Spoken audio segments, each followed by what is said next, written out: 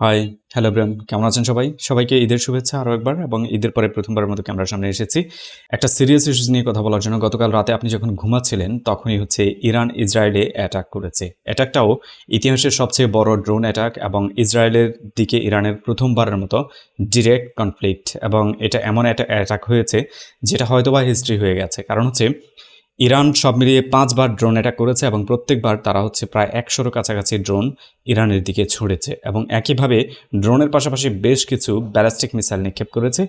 Literally অনেকে ধারণা করে যাচ্ছে 40 থেকে 50টা, কেউ বলছে 100, কেউ বলছে 70-80টা ব্যালিস্টিক মিসাইল নিক্ষেপ করেছে ইসরায়েলের পক্ষে। হোয়াট এভার যাই নিক্ষেপ করুক না কেন, এই মুহূর্তে এটা talk of the town, unbelievable এক অ্যাটাক হয়েছে, যেটা কেউ ধারণা করেনি এভাবে ইরান হয়তোবা অ্যাটাক করতে পারে, এবং অ্যাকুরেসির দিক থেকে সেটা অনেককে চমকে দিয়েছে। চলুন কিভাবে কি অ্যাটাক হয়েছে এবং কেন হয়েছে, এর পেছনে কতগুলো কারণ রয়েছে এবং আগামীর দিনগুলোতে কি হতে যাচ্ছে এর ডিটেলস নিয়ে কথা বলার চেষ্টা করব। চলুন।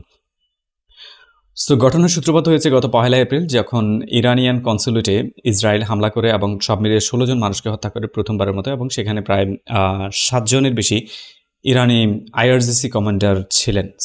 এটা ইরানের জন্য বিশাল একটা লস, এবং সেই লস কাটিয়ে ওঠার ব্যাপারে ইরান ক্লিয়ারলি ঘোষণা দিয়েছিল যে তারা রিটালিয়েট করবে, এবং তারা রিটালিয়েট করবে বলার পর ইসরায়েলকে সঙ্গ দেওয়ার জন্য United State of America clearly ইরানকে বেশ কিছু মেসেজ পাঠিয়েছে। সিক্রেট মেসেজ থেকে শুরু করে অন্যান্য কনসুলেটের রেফারেন্সে বেশ কিছু মেসেজ পাঠিয়েছে, যেখানে তারা ইরানের কাছে এটাই আবদার করেছে যে যেন ইরান কোনোভাবে রিটালিয়েট না করে।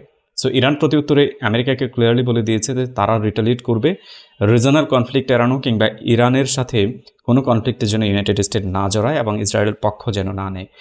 যদি ইসরায়েল পক্ষ নেয় তবে ইরানের পরবর্তী টার্গেট হয়ে যাবে United State of America. Whatever সে যেখানেই থাকুক, ইরান তাকে তার টার্গেটে পরিণত করবে। ইরান ক্লিয়ারলি এটা বলেছে। ইরান যে ফান করেনি, ইরান যে সিরিয়াসলি বলেছে এবং ইরান যে রিটালিয়েট করবে ডিটারমাইন্ড ছিল, সেটার প্রমাণ আজকে পাওয়া গেল, এবং ইরান সরাসরি অ্যাটাক করেছে ইসরায়েলে। প্রবাবলি গত 75 বছরের ভেতরে ইসরায়েলে যত অ্যাটাক হয়েছে তার মধ্যে এটা সবচেয়ে ভয়াবহ অ্যাটাক, এবং এই অ্যাটাকের মাত্রা আগামীর দিনগুলোতে কোথায় যেতে পারে, কি হতে পারে, সেটা এখনও ধারণা করা যাচ্ছে না। তবে এটা নিশ্চিত যে এই অ্যাটাকে ইসরায়েলকে যতটা চমকে দিয়েছে, ঠিক সারা ওয়ার্ল্ডও ততটাই চমকেছে যে ইরান এভাবেও অ্যাটাক করতে পারে কিংবা করা সম্ভব। অ্যাটাকে তারা কি ব্যবহার করেছে? প্রথমত, এটাকে ইসরায়েলের বিরুদ্ধে অ্যাটাক করার জন্য ইরান প্রথমে ব্যবহার করেছে শাহেদ 136 ড্রোন, যে ড্রোনের সুনাম সারা পৃথিবীব্যাপী ছড়িয়ে গেছে। ইউক্রেনে ওয়ারে রাশিয়া এই ড্রোন ব্যবহার করেছে এবং এর ইফেক্টিভনেস অনেক ভালো। প্রথমত এই ড্রোন লো অল্টিটিউডে উড়ে, এবং যেটাকে ডিটেক্ট করা অনেক কঠিন, যে কোনো এয়ার ডিফেন্সের জন্য অনেক কঠিন, যেহেতু সে অনেক নিচে দিয়ে উড়ে যায়। কিন্তু তাকে ডিটেক্ট করা যায় যখন সে তার টার্গেটে পৌঁছে যায়, যেহেতু গাইডেড ড্রোন, সেটা টার্গেটে পৌঁছার পর সে উপরে যায় এবং নোজ ডাইভ দেয়। নোজ ডাইভ দেওয়ার আগে তাকে ডিটেক্ট করা সম্ভব হয়। ইসরায়েলের এয়ার ডিফেন্স ঠিক এভাবে তাকে ডিটেক্ট করেছে। অনেক ড্রোন তারা ইন্টারসেপ্ট করেছে। সত্যি কথা, ইসরায়েলের এয়ার ডিফেন্স বেশ ভালো ইফেক্টিভনেস এখানে দেখিয়েছে, কিন্তু এত ড্রোন যখন ছুঁড়েছে তখন কিছু ড্রোন তো নিশ্চিতভাবে হিট করেছে, এটা আমরা দেখেছি অনেকগুলো ভিডিও ফুটেজে। কিন্তু ব্যালিস্টিক মিসাইলের ব্যাপারে ইসরায়েলের এয়ার ডিফেন্স বেশিরভাগ অংশেই ব্যর্থ হয়েছে, এটা ধারণা করা হচ্ছে, কারণ অনেকগুলো ব্যালিস্টিক মিসাইল বিভিন্ন জায়গায় হিট করেছে। যদিও Israeli air defence clearly claim করেছে তারা 99% ইন্টারসেপ্ট করতে পেরেছে, কিন্তু বাস্তবতা সেটাকে সাপোর্ট করে না। কারণ এখন পর্যন্ত বেশ কিছু ভিডিও ফুটেজ সামনে এসেছে, ইসরায়েলিরাই সেই ভিডিও ফুটেজগুলো করেছে, এবং সেখানে দেখা গেছে ব্যালিস্টিক মিসাইলগুলো ক্লিয়ারলি হিট করে যাচ্ছে তাদের ভূমিতে। এখন কোথায় কোথায় হিট করেছে? ইরানের মূল টার্গেট ছিল এয়ারবেসগুলো, এবং সেখানে তারা খুব ভালোভাবে হিট করতে পেরেছে। এছাড়া মিলিটারি ইনফ্রাস্ট্রাকচার যেগুলো ছিল সেই সব জায়গাতে তারা টার্গেট করেছে এবং হিটও হয়েছে। সাধারণ মানুষ বেশিরভাগ অংশে ইসরায়েলের মূলত এই মুহূর্তে শেল্টারে আছে, এবং তারা মারাত্মক আকারের ভয়ে আছে, যেটা অলরেডি বেশ কিছু ভিডিও ফুটেজে দেখা গেছে যে ইসরায়েলের সাধারণ মানুষ ছোটাছুটি করছে নিরাপদ আশ্রয়ের জন্য, এবং শেল্টারগুলোতে এই মুহূর্তে মানুষের উপচে পড়া ভিড় দেখা যাচ্ছে।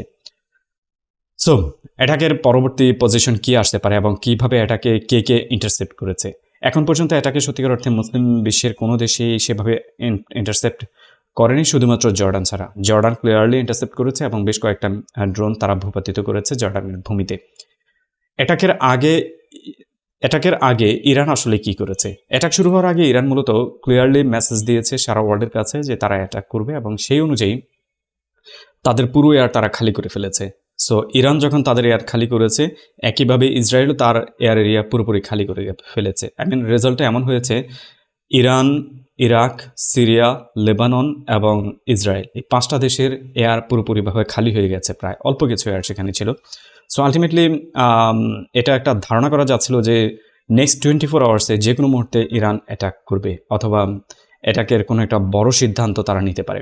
ঠিক গতকালকে বিকালে তারা মূলত একটা শিপ ক্যাপচার করে ইসরায়েলের, যেটা হচ্ছে পর্তুগিজের রেজিস্টার্ড, কিন্তু ক্যাপচার করে হচ্ছে পার্সিয়ান গল্ফে, এবং এটার মালিক হচ্ছে একজন ইসরায়েলি।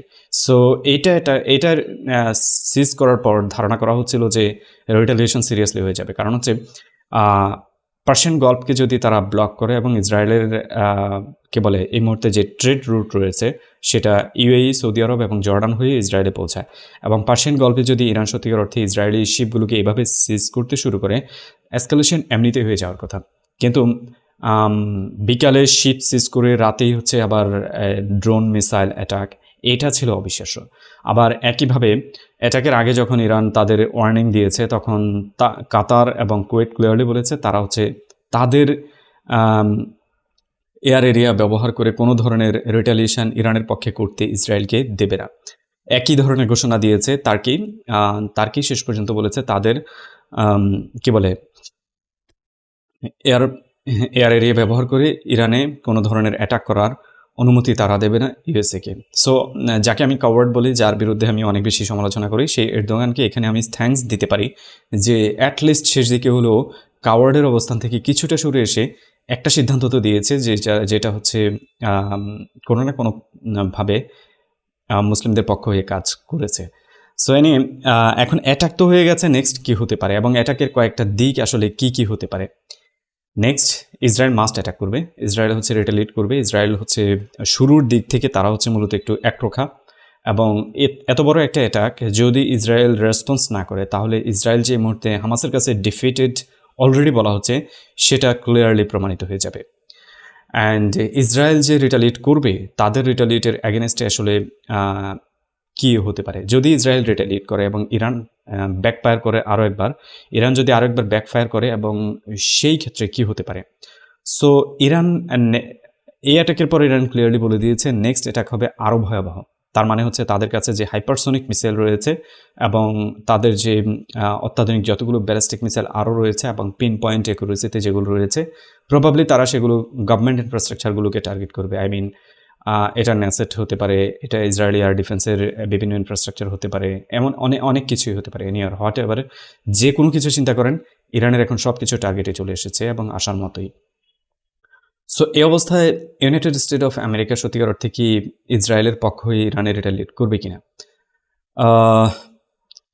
আমেরিকার এই মুহূর্তে যে অবস্থা, সত্যিকার অর্থে যুদ্ধ করার জন্য তারা সেভাবে প্রস্তুত নয়। যদি যুদ্ধ করেই, তবে ইরান যে খালি হাতে মাঠে নেমেছে সেটা বলা যাবে না, কারণ ইরান রাশিয়ার সবচেয়ে ক্রুশাল মোমেন্টে যখন রাশিয়াকে কেউ হেল্প করে না, তখন ইরান রাশিয়াকে হেল্প করেছে তাদের ড্রোন দিয়ে।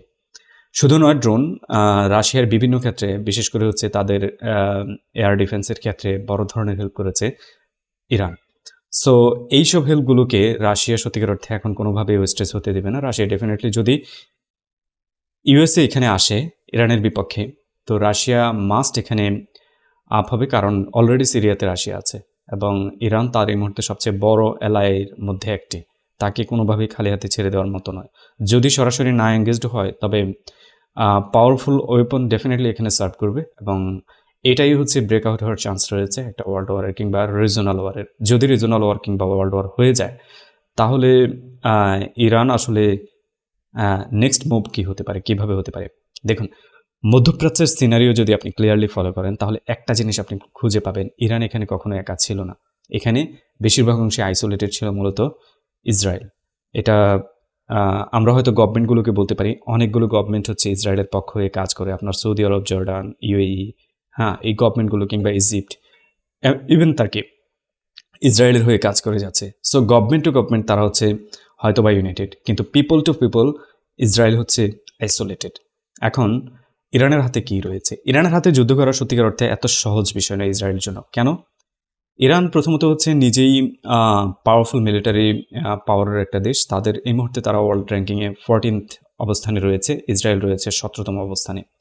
একইভাবে ইরানের হাতে রয়েছে কমপক্ষে half dozen resistance, Iraq, Syria, Lebanon, Hamas, মানে গাজার হামাস, ওয়েস্ট ব্যাংকে ওয়েস্ট ব্যাংকে যে পিএলএ রয়েছে কিংবা হামাস রয়েছে, তারাও একইভাবে এদিকে রয়েছে হুতি, যে হুতির অলরেডি 4 লাখের বেশি মেম্বার, অ্যাক্টিভ মেম্বার রয়েছে এই মুহূর্তে। হামাসের অলরেডি 40,000 মেম্বারের এই মুহূর্তে কিছুটা হয়তো কম রয়েছে। হিজবুল্লাহর 1 লাখের বেশি মিসাইল এবং 2 লাখের বেশি মেম্বার অলরেডি তাদের আছে। ইরাক এবং সিরিয়া, যেটাকে বলা হয় কাতিবিয়ান হিজবুল্লাহ বলে, সো এরাও রয়েছে।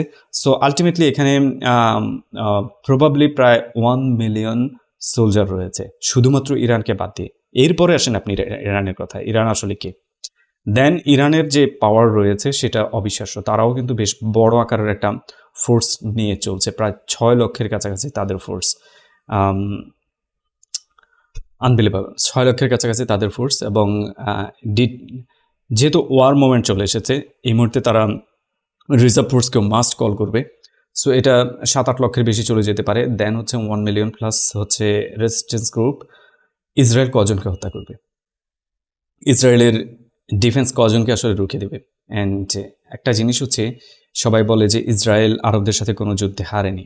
আপনি এটাও দেখতে হবে, অতীতের আরবে যত যুদ্ধ হয়েছে কারোই কিন্তু সেভাবে যুদ্ধ করে জেতার মতো অপশনও ছিল না। তারা হচ্ছে মিলিটারিলি অনেক উইক ছিল, বাট ইসরায়েলের সাথে লড়তে গিয়ে হেরেছে।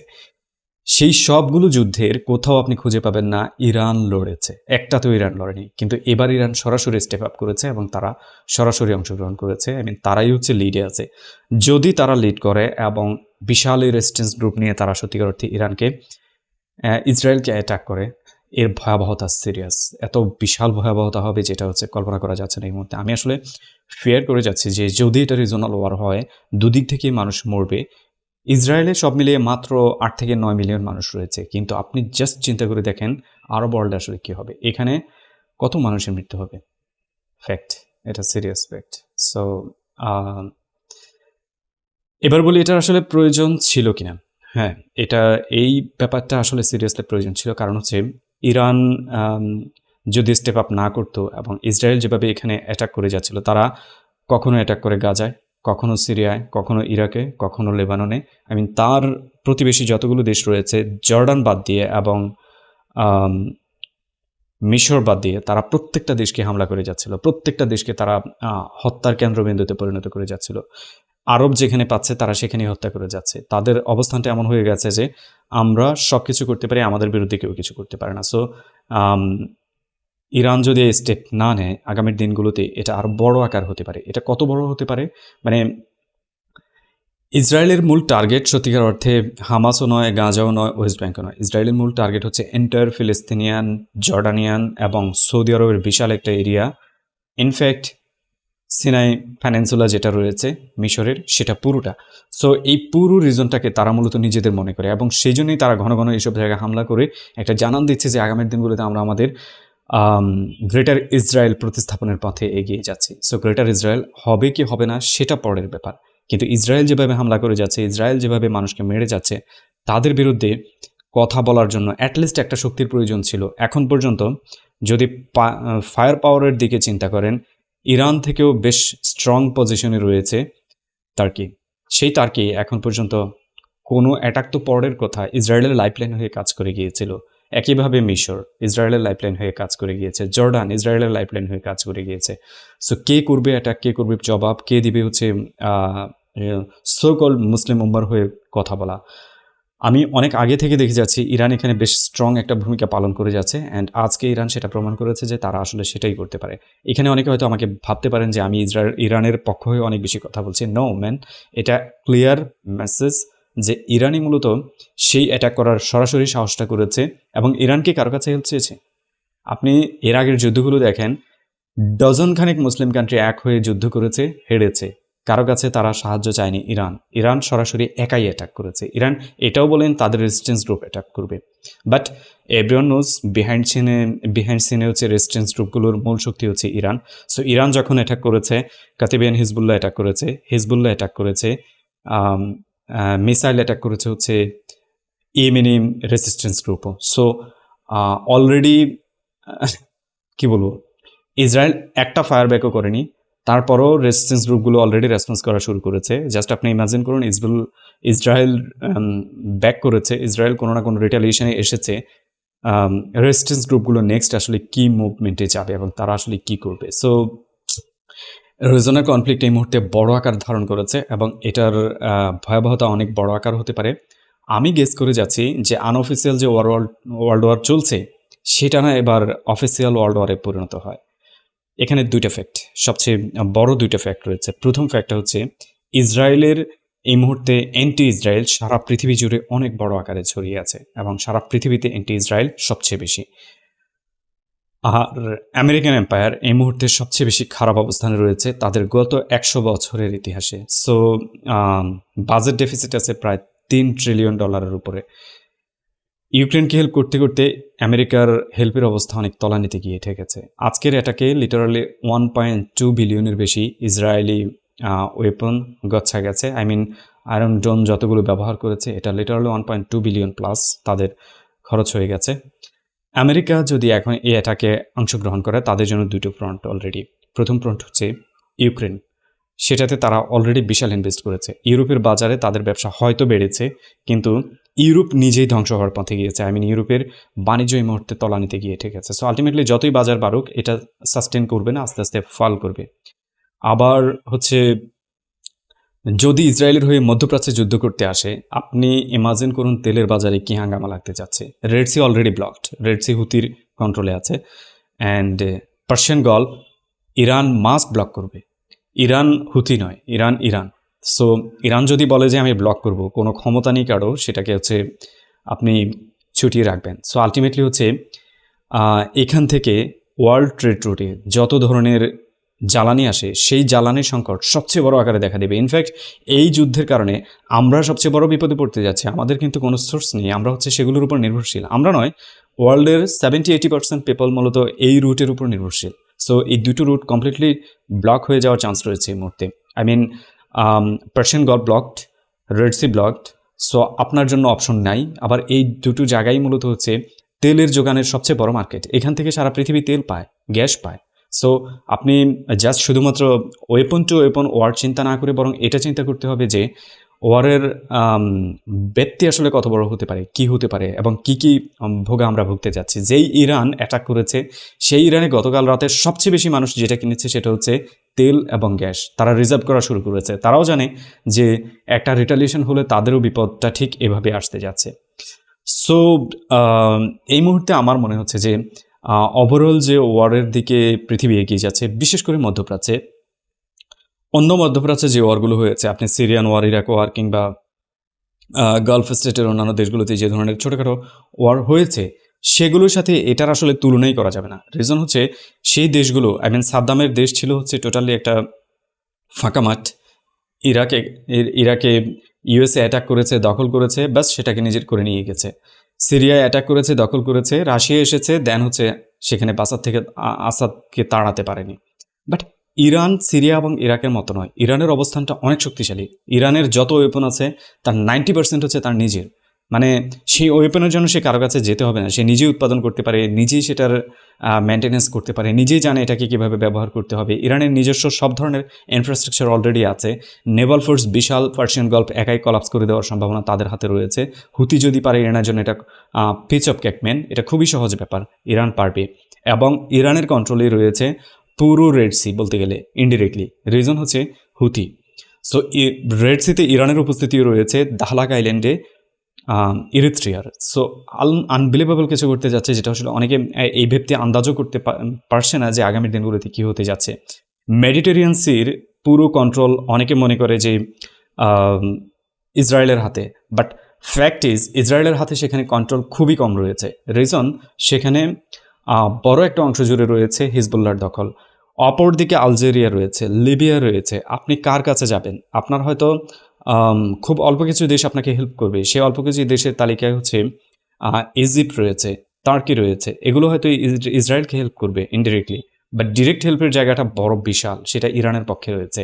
অ্যান্ড 10,000 কিলোমিটার পাড়ি দিয়ে সে আমেরিকা এখানে লজিস্টিক সাপোর্ট দেওয়া এটা অনেক কঠিন কাজ এই মুহূর্তে। রিজন হচ্ছে ইরান লজিস্টিক সাপোর্টের জন্য কারো কাছে যাবে না, তার কাছেই রয়েছে রাশিয়া, তার কাছেই রয়েছে চায়না। দুদেশই তাকে হেল্প করার জন্য এই মুহূর্তে বলা যায় যে ডিরেক্টলি নয় ইনডিরেক্টলি রেডি। রিজন হচ্ছে এই দুই দেশের সাথে ইরানের ঘনিষ্ঠতা এই মুহূর্তে সর্বোচ্চ পর্যায়ে রয়েছে, বিশেষ করে রাশিয়ার সাথে। রাশিয়াকে ইরান যে হেল্প করেছে সেটার প্রতিদান ডেফিনেটলি পুতিন ভুলে যাবে না এবং তাকে হেল্প করবে।